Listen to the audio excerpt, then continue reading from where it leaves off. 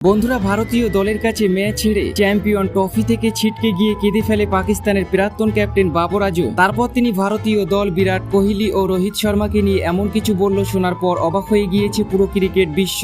ভারতীয় দলের কাছে ম্যাচ হেরে কি বলেছেন পাকিস্তানের প্রাক্তন ক্যাপ্টেন বাবর আজম, দেখাবো তার সেই মাথা খারাপ করা বায়ানের সম্পূর্ণ ভিডিও। তবে তার আগে আপনাদের কি মনে হয় বিরাট কোহলি ও বাবর আজমের মধ্যে সব থেকে সেরা খেলোয়াড় কে? নিচে কমেন্ট করে আমাদের জানাতে ভুলবেন না।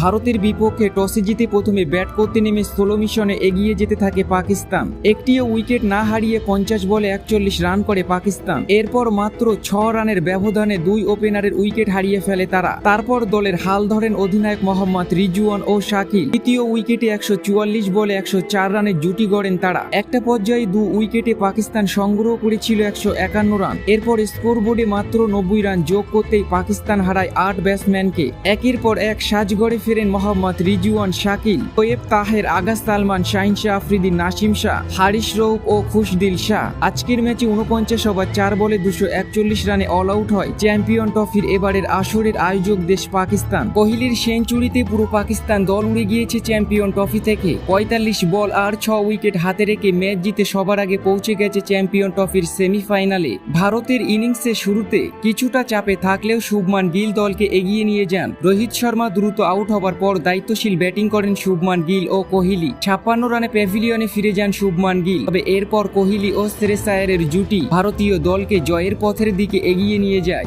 আয়ার 56 রান করে আউট হলেও শেষ পর্যন্ত ম্যাচ শেষ করে ফেরেন বিরাট কোহলি। 102 রানে অপরাজিত থাকেন তিনি। 43 ওভারে একটি 4 মেরে নিজে 100 রান পূরণ করেন। একই সঙ্গে নিশ্চিত হয় ভারতীয় দলের জয়। বন্ধুরা, চ্যাম্পিয়ন ট্রফির যাত্রা এখানেই শেষ হয়ে গিয়েছে পাকিস্তান দলের। এরই জন্য অনেক বেশি ভেঙে পড়েন প্রাক্তন ক্যাপ্টেন বাবর আজম। তারপর তিনি ভারতীয় দলকে নিয়ে অবাক করা বায়ান দিয়েছেন। তিনি তার বায়ানে বলেছেন, আপনারা সকলেই আমার চোখে জল দেখতে পাচ্ছেন। আমি কিভাবে বলবো, আমার মুখের ভাষা খুঁজে পাচ্ছি না। আমাদের দল যেভাবে হেরেছে এটা লজ্জাজনক ব্যাপার। আমাদের দল যেভাবে হেরেছে এটা লজ্জাজনক ব্যাপার। মোহাম্মদ রিজওয়ান টসে জিতে কিভাবে ব্যাট করার সিদ্ধান্ত নিয়েছে, আমার মনে হয় এটাই সব থেকে ম্যাচ হারের বড় ভুল। আমি জানি না তিনি কিভাবে এমন সিদ্ধান্ত নিয়েছেন। এই পিচে সবসময় বল করা সঠিক সিদ্ধান্ত।